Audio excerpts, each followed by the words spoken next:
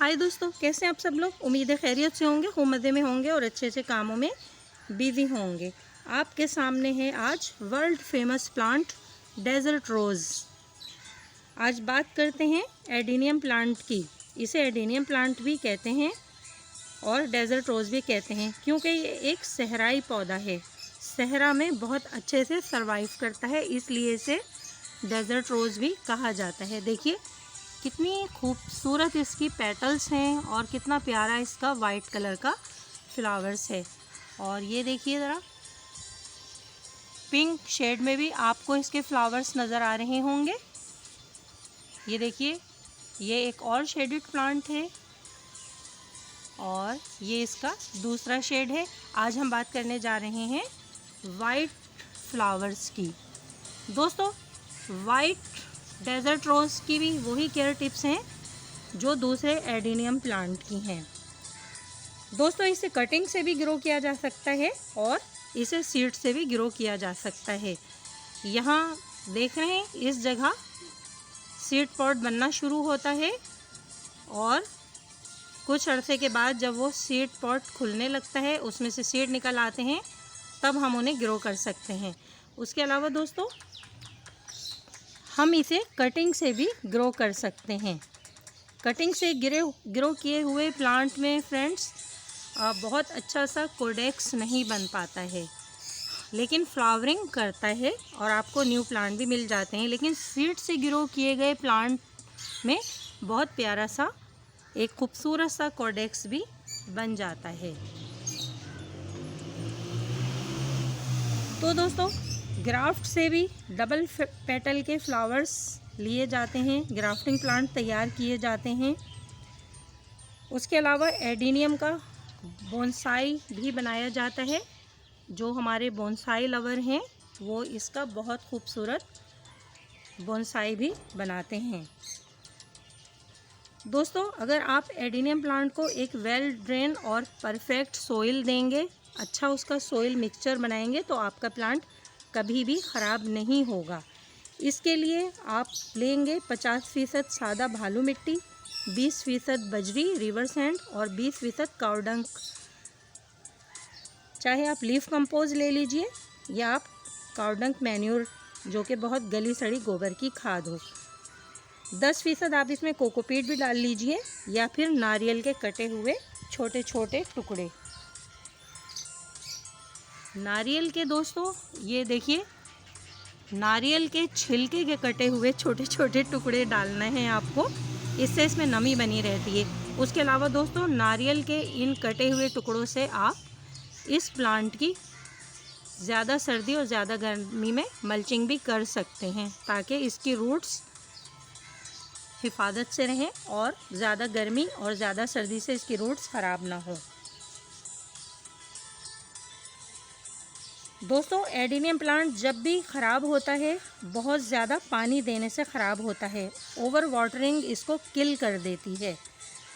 उसके अलावा दोस्तों, मॉनसून सीज़न में जब बारिशें हो रही हों, तब भी आपको इस प्लांट को बचा के रखना होगा।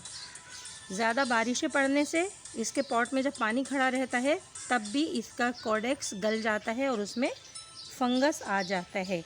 इसके अलावा दोस्तों, नॉर्मल रूटीन में आप इसको रोज़ाना पानी ना दें, 2-3 दिन के गैप से भी आप पानी देंगे तो आपका प्लांट बहुत अच्छी तरह सरवाइव करता रहेगा। दोस्तों, एडेनियम प्लांट में ये देखिए, इसकी जो ये स्टेम्प है, ये स्टेम्प आपको नज़र आ रही है, इसमें एक जेल या गूदा सा होता है।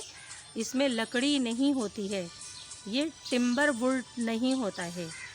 तो दोस्तों, इसीलिए इसमें वाटर होल्ड रहता है कि अगर आप कई दिन तक भी इसको पानी ना दें, तो ये इन ब्रांचेस से पानी की नीड पूरी कर लेता है।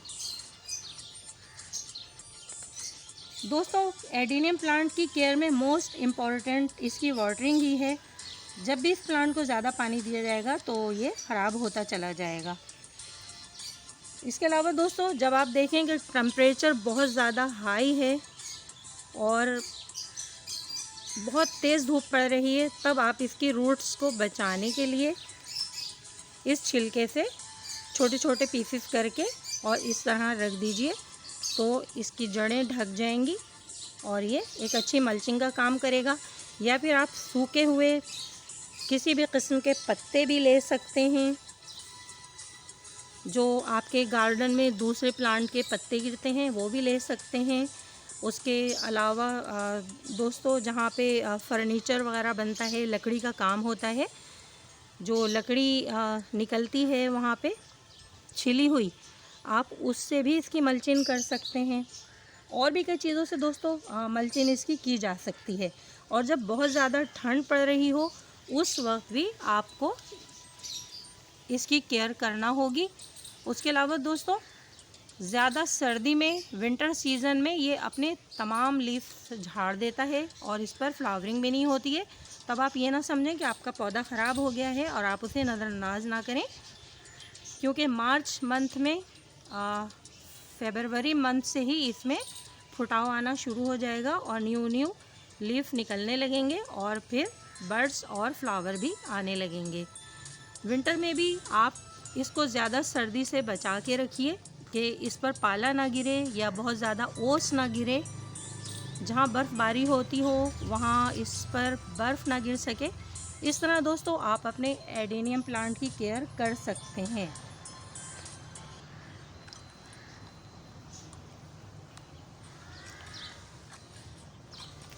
दोस्तों हमारे बहुत सारे दोस्त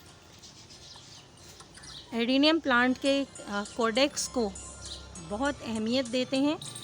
जितना खूबसूरत इसका ये कोडेक्स होता है, ये देखिए, उतने ही इसके प्राइस भी ज़्यादा होते हैं। ये देखिए इसका कितना प्यारा से कोडेक्स बन रहा है। और हमारे दूसरे प्लांट का भी हम आपको दिखाते हैं कि कितना अच्छा कोडेक्स बन रहा है। ये देखिए फ्रेंड्स, कितनी इसकी अच्छी सी रूट्स डेवलप हो रही हैं। तो दोस्तों ऐसा कोडेक्स बोनसाई बनाने के लिए बहुत अच्छा रहता है। विंटर आने से पहले आप इसकी अच्छे से प्रूनिंग कर दीजिए ताकि ये कोडेक्स सेहतमंद होता रहे और इसकी ब्यूटी बढ़ जाए।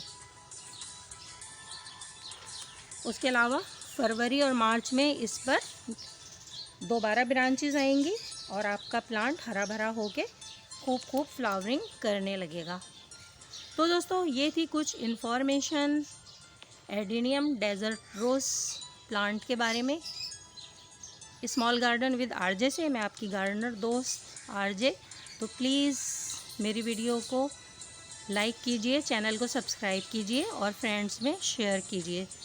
दोस्तों अगर आपको मेरी वीडियो पसंद आती है एडेनियम डेजर्ट रोज़ प्लांट पर, तो प्लीज़ एक लाइक तो बनता है ना। प्लीज़ वीडियोस को लाइक कीजिए ताकि हम ऐसी ही इंफॉर्मेटिव वीडियोस आपके लिए लाते रहें। और आप नर्सरी पर जब प्लांट ख़रीदने जाएं तो आपको मालूम होना चाहिए कि कौन सा प्लांट आप ले रहे हैं और उसकी क्या केयर टिप्स हैं। दोस्तों एडेनियम प्लांट सीड से भी बहुत अच्छा ग्रो होता है। इसके सीड कलेक्ट करके अगर रख लिए जाएं तो उनसे बहुत सारे न्यू प्लांट बन सकते हैं। सीड से ग्रो किए गए प्लांट का कोडेक्स बनता है, जबकि कटिंग से लगाया हुआ प्लांट उसमें कोडेक्स नहीं बनता है। सिर्फ वो प्लांट सरवाइव करता है और फ्लावरिंग भी करता है। ओके दोस्तों, स्मॉल गार्डन विद आरजे से अपने गार्डनर दोस्त आरजे को इजाज़त दीजिए। Bye bye. Bye bye friends.